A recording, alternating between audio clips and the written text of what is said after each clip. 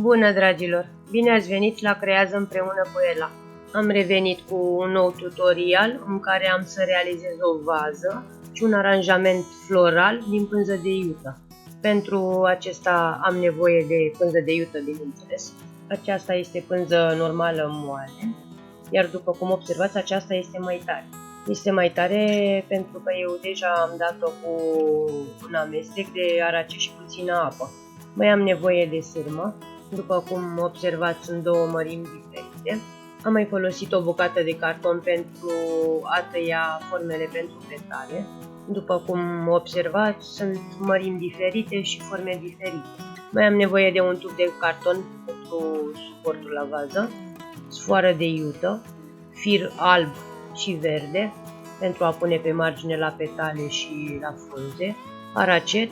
Aici eu am niște biluțe care sunt cumpărate, eu le am cam de un an de zile, cred, prin casă, dar pot fi realizate și acasă din hârtie igienică sau hârtie crepănată mai subțire, băgată în arace cu puțină apă și apoi colorate.